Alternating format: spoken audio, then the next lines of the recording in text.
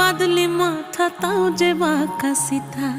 মেদিনীপুরে রায়না চিরন বাঁকুড়ার ওই ফিতা